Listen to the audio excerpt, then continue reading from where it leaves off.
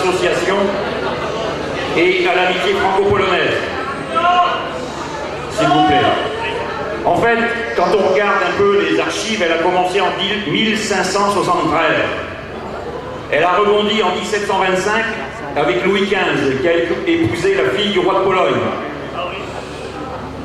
Stanislas Leczenski, qui a été nommé duc de Lorraine et qui a fait édifier la fameuse place Stanislas à Nancy, qui est l'une des plus belles d'Europe.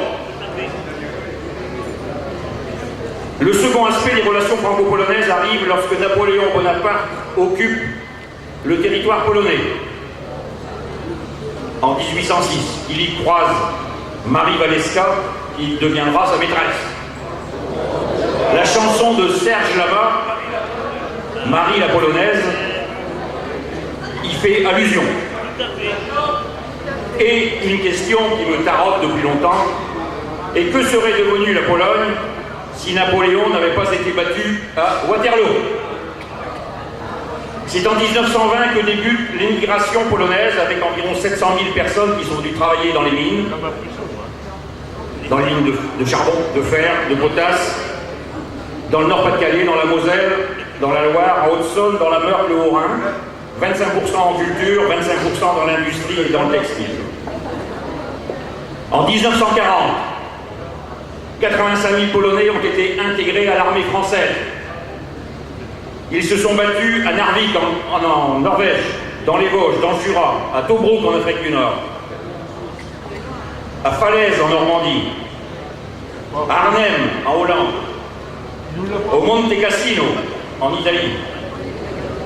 Et lors de la bataille d'Angleterre, en venant grossir les rangs de la RAF, 144 pilotes polonais revendiquèrent 273 avions ennemis abattus, et ils perdirent 29 des leurs. Aujourd'hui, cette communauté d'origine polonaise est forte en France d'environ 1 million de personnes. Et qui ne connaît pas Copernic, Frédéric Chopin, Marie Curie Sklodowska, Michel Jazzy, Raymond Coppa, Simone Signoret, Arun Taziev, Jean-Jacques Goldman, Frédéric Michalak, le rugbyman, sans oublier un certain Robert Buchitz, résistant, fusillé au Mont-Valérien en 1944. Raymond Coppa.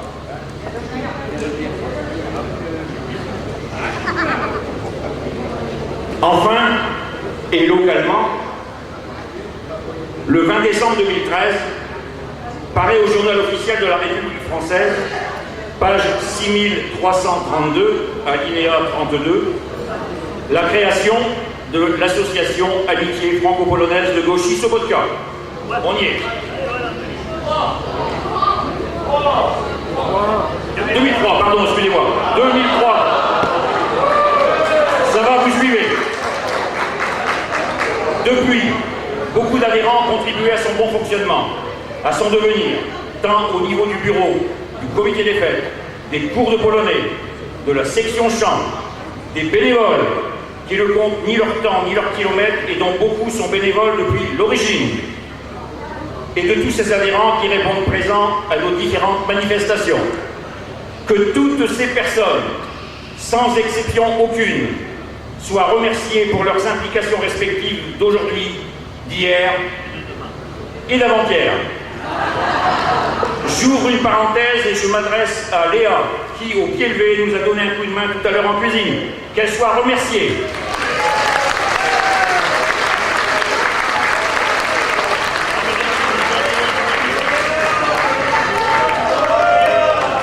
Toutefois, qu'il me soit permis de vous rappeler que si cette association existe depuis 10 ans, forte aujourd'hui de ses 286 adhérents, c'est grâce à des gens qui ont œuvré dans les coulisses, sans se mettre en avant, au hasard de leur disponibilité, du plaisir de rendre service et de cet état d'esprit qu'est le bénévolat qui les anime. Je m'adresse d'abord à Bogda et Michel Vachtarchik, qui ont mis tout en œuvre pour sa création et son développement, ne serait-ce qu'au niveau des nombreux voyages organisés par l'association, mais aussi dans leur souci dans le choix des articles destinés à nos tombolas.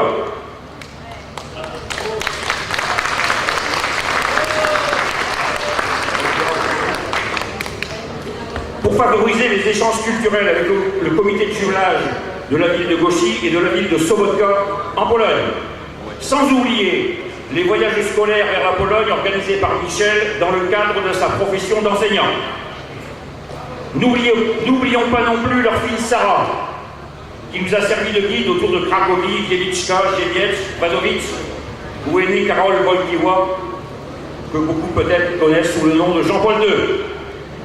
Merci à vous trois, simplement, mais sincèrement.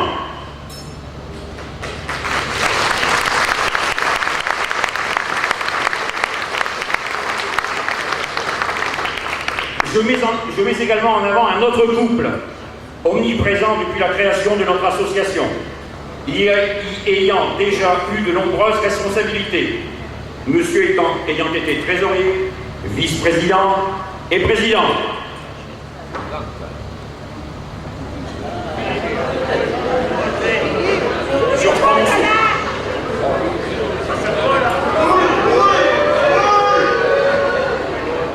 Ce couple est toujours disponible, plein d'idées nouvelles, toujours prêt à rendre service pour tout ce qui concerne Gauchy. Et il honore de sa présence beaucoup de nos manifestations. Qu'il ne change rien à son état d'esprit et qu'il nous surprenne encore.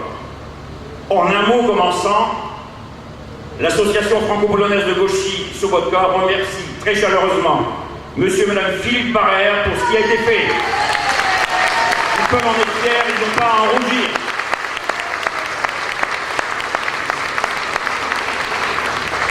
Enfin, je pense que tout le monde sera d'accord pour remercier une dame, même s'il est absente aujourd'hui, toujours souriante, pleine d'humour, merveilleusement simple, que les aléas de la vie n'ont pas ménagé, et fidèle à ses origines.